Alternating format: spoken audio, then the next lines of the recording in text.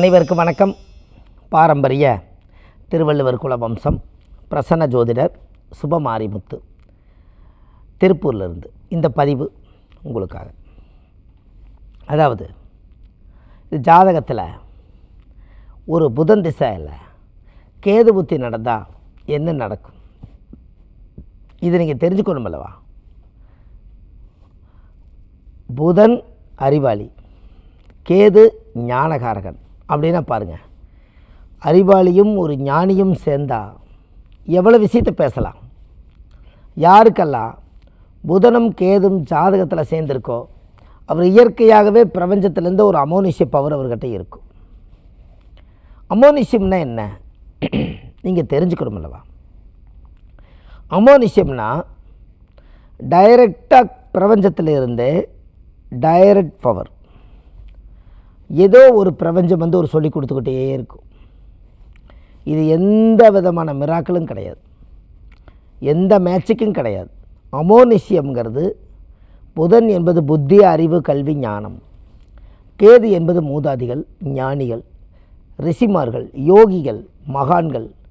இவங்களுக்கு ஜாதகத்தில் புதனும் கேதும் சேரணும்னா பெரிய அபூர்வமான யோகம். அது ஒரு விஷயத்தை வருமுன் காண்பது புதன் கேது. அதுதான் பிரச்சனை. நாளைக்கு என்ன நடக்குன்னு இன்றைக்கே உணர்வு சொல்லும், அதுதான் விஷயம். அப்போது அந்த புதனுடைய தன்மை, கேதுவுடைய தன்மை வளைஞ்சு நெளிஞ்சு போகிறது கேது. புதன் என்பது அறிவை வச்சு உட்கார்ந்த இடத்துல ஓங்கி அடிச்சிடும். உட்கார்ந்த இடத்துல ஒரே அடி, அந்த வார்த்தையை கொடுத்தாச்சுன்னா அப்படி டம்முன்னு விழுந்துருவார். அதாவது சொல் வலிமைன்னு சொல்லுவாங்க. அந்த சொல் வலிமைங்கிறது ஒரு சொல் சொன்னாலும் அதுக்கு உயிர் வந்துடுமா, அதை புதன். கேது என்பது யோசித்து ஒரு விஷயத்தை சொன்னால் ஸ்ட்ராங் ஆயிருமா. அப்போது அந்த ஜாதகத்தில் அந்தனுடைய கர்மா இந்த உலகத்தில் புதன் திசையில் கேது புத்தி நடந்தால் அவங்களுக்கு ஞான மார்க்கம் அதிகம். எப்பவுமே பாருங்கள், உங்கள் முன்னோர்கள் யாராவது ஒருத்தர் அந்த காலத்தில் சித்தர்கள் பாரம்பரியத்தை வழிபாடு பண்ணியிருப்பாங்க. சித்தர்களுடைய ஜீவ சமாதிகளில் போய் சாமி கும்பிட்டு வந்திருப்பாங்க. பெரிய பெரிய மிராக்கலான விஷயமான மகான்களை சந்திச்சிருப்பாங்க. அவங்களுக்கு ஏதாவது இவங்க பாத பூஜை பண்ணி ஆசீர்வாதம் வாங்கியிருப்பாங்க. அந்த சக்தி தான் புதன் கேது. எப்படின்னு பாருங்கள். அப்போ இந்த புதனும் கேதுங்கிறது மிராக்கலான விஷயமா இருக்கா இல்லையா. அப்போது ஜாதகத்தில் புதன் கேது நிறைய பேர்த்துக்கு சேராது. யாராவது அத்தி ஊற்ற மாதிரி ஒருத்தருக்கு சேரும். அவர் தானாக பாடுவார், தானாக படிப்பார், அவருக்கு என்ன தோணுதோ அதை செய்வார். அவருக்குள்ள ஒரு ஈர்ப்பு உடம்பில் இருக்கும். ரொம்ப யோசித்து தெளிவாக முடிவெடுத்து ஒரு விஷயத்தை வெளியிடுவார். அப்போ சக்தியோட பவர் பயங்கரம். அப்போ புதன் திசையில் கேது புத்திக்கு இவ்வளோ பவர் அப்படின்னா பாருங்கள். யாருமே இந்த புதன் திசையில் ஜாதகத்தில் யாராவதுக்கு புதன் திசை நடந்துருச்சுன்னா நம்ம இந்த புதனை ஆக்டிவேஷன் பண்ணி வைக்கணும். புதனை நம்ம புதனுடைய சக்தியை நம்ம இயக்கணும். அப்படி நம்ம இயக்குனா ரொம்ப சிறப்பு. இந்த புதன் திசையில் புதன் புத்தி நடந்தால் உலகத்திலேயே நவக்கோள்களில் திருவெண்காடு புதன் பகவான் கோயில் இருக்குது. அந்த கோவிலில் போய் நீங்கள் சாமி கும்பிட்டு வரலாம் ஒன்று. ஆனால் புதன் புத்தி நடந்தால் மதுரை மீனாட்சி அம்மன் கிளி பச்சை கலரில் இருக்கும். அந்த மதுரை மீனாட்சி அம்மனுக்கும் இந்த புதன் புத்திக்கும் அந்த கேது புத்திக்கும் ஒரு பவர் உண்டு. எப்போவுமே புதன் திசை நடக்கிறவங்க ஒரு முறை வாழ்க்கையில் மதுரை மீனாட்சி அம்மன் கோயிலுக்கு நீங்கள் போயிட்டு வாங்க. இந்த கேது புத்தி நடக்கிறவங்க சித்தர்களுடைய ஜீவ சமாதியை பூரா கடைப்பிடிங்க. எங்கே சித்தர்கள் இருந்தாலும் சரி, இந்த சித்தர்களை எல்லாம் கணக்கு போடுங்க.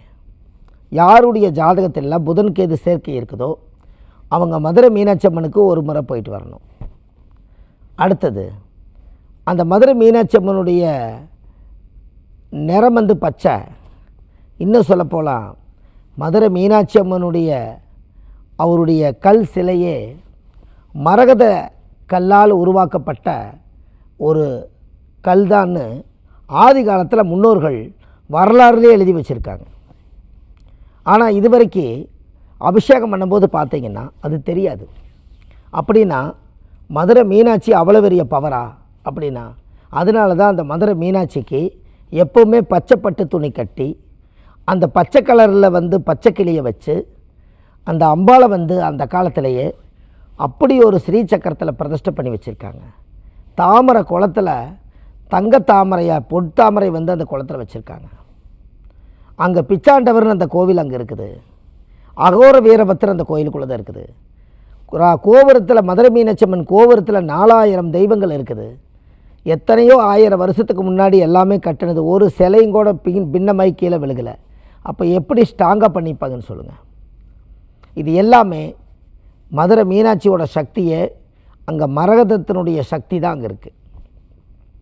அப்போது கல்வி ஒருத்தருக்கு தடையாக இருந்தால் மதுரை மீனாட்சி அம்மன் கோயில் போகலாமா போகக்கூடாதுன்னு சொல்லுங்கள். ஏன்னா அந்த காலத்தில் ஓலைச்சுவடியில் வரலாறில் மரகத கல்லால் உருவாக்கப்பட்டு இந்த மரகதத்தினுடைய பச்சை கலரில் இருக்கிற கலரை சூஸ் பண்ணி ஆதி காலத்தில் மதுரை மீனாட்சி அம்மனுடைய சக்தியே வந்து உயிரோட்டமுள்ள சக்தியே வந்து மரகதந்தாங்கிறத ஆதி காலத்தில் முன்னோர்கள் சொல்லி வச்சுட்டு போயிருக்காங்க. ஆனால் அது நம்மளுக்கு எதுவுமே அதை பார்க்குறதில்ல. நம்ம அபிஷேகம் பண்ணி சாமி கும்பிட்டு மதுரை மீனாட்சி தாயாரை கும்பிட்டு வரோம். ஆனால் அந்த தாயாருக்கு ஒரு மிகப்பெரிய ஒரு குலதெய்வ வீடே எங்கே இருக்குதுன்னு கேட்டால் மதுரையில் இன்மையிலும் நன்மை தருவார் கோயில் தான் மதுரை மீனாட்சிக்கே குலதெய்வம். அப்படின்னா பாருங்கள், குலதெய்வமும் அங்கே தான் இருக்குது, மீனாட்சி தாயாரும் அங்கே தான் இருக்குது, கல்யாண சுந்தரேஸ்வரரும் அங்கே தான் இருக்கார். அப்போ எல்லாமே பார்த்திங்கன்னா சொக்கநாதரும் அங்கே தான் இருக்கார். அப்போ மதுரை மண்ணே ஒரு வீர விளைஞ்ச மண். அதனால தான் அந்த மதுரை மீனாட்சி ஆட்சி ஆண்டதுனால அங்கே பிறக்கக்கூடிய அத்தனை பெண் குழந்தைகளுக்கும் ஒரு சக்தி அதிகமாக தான் பிறக்கும். எல்லாத்த விட அந்த மண்ணில் வந்து ஒரு பெண்ணுடைய ஆட்சி அங்கே அதிகாரம் இருக்கிறதுனால, அங்கே பெண் சக்தி அதிகமாக இருக்கிறதுனால, அவங்கக்கிட்ட எப்போவுமே பயமில்லாத ஒரு வீர சக்தி இருக்கிறதுனால அந்த மண்ணுக்கு மதுரை மண்ணுக்கு அவ்வளோ பவர். அதனால தான் பெண் ஆட்சி செஞ்சது எங்கேன்னு கேட்டால் மதுரை மீனாட்சி. அதனால தான் நீங்கள் ஏதாவது ஒரு பதவி எடுத்துக்கணும், பதவியில் நம்ம ஆட்சி செய்யணும் அப்படின்னா 3 கோயிலுக்கு போகணும். காஞ்சி காமாட்சி, மதுரை மீனாட்சி, காசி விசாலாட்சி, எல்லாமே ஆட்சியில் வரும். இது எல்லாமே நம்ம இந்த புதன் திசையில் சொல்லியிருக்கோம். புதுயுகம் சேனலில் நீங்கள் வாழ்க்கையில் சுப மாரிமுத்துன்னு போனீங்கன்னா கிட்டத்தட்ட ஒரு 1000 பதிவுகள் அதுக்குள்ளே இருக்கும். 1000 பதிவை எடுத்து இந்த அர்த்தத்தை நீங்கள் தெரிஞ்சு வாழ்ந்தாலே ஓரளவுக்கு நம்ம கரை சேர்ந்துடலாம். அவ்வளவு விஷயங்களை நம்ம இந்த சேனலில் கொடுத்துருக்கோம். எதுக்காக இதை கொடுத்துருக்கோம் தெரியுங்களா?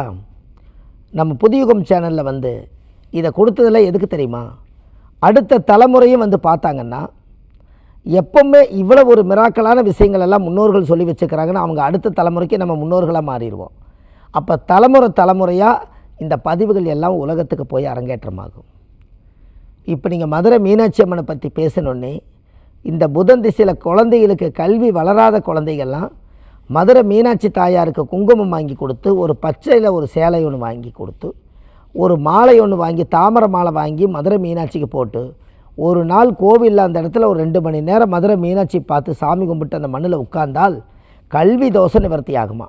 அப்படின்னா பாருங்கள், மதுரை மீனாட்சிக்கு இந்த சக்தி இருக்குது. இது எல்லாத்துக்கும் தெரியாது. அந்த மதுரை மீனாட்சியுடைய சக்தி அது அவ்வளோ பவர்.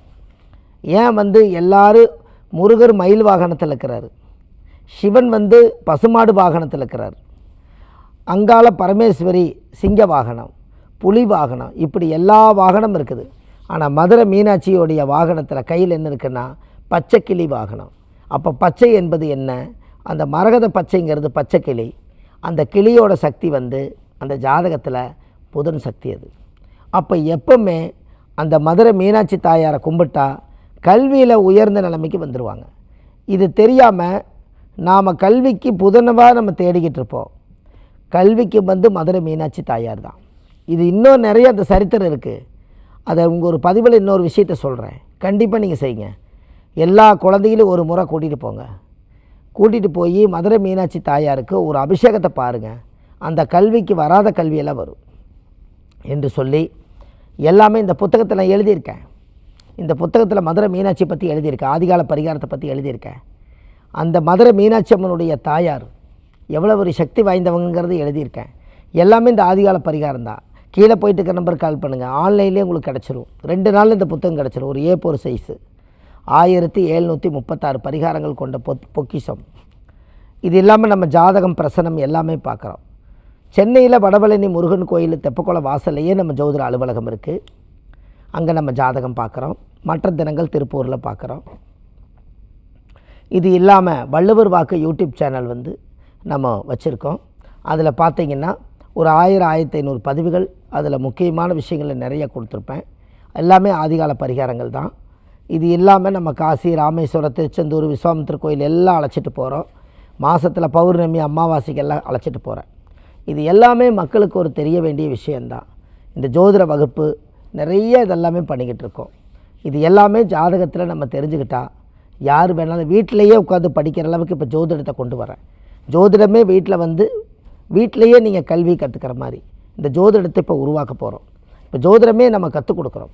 இது எல்லாமே மக்களுக்கு போய் சேரணும் என்று சொல்லி இந்த ஒரு நல்ல விளக்கத்தை நான் இதில் கொடுத்துருக்கேன். இது எல்லோரும் இந்த காலகட்டங்களில் நல்லா இருக்கணும் என்று சொல்லி பாரம்பரிய திருவள்ளுவர் குல வம்சம் பிரசன்ன ஜோதிடர் சுப மாரிமுத்து. வாழ்வது ஒரு முறை, வாழ்த்தட்டும் தலைமுறை. நன்றி, வணக்கம்.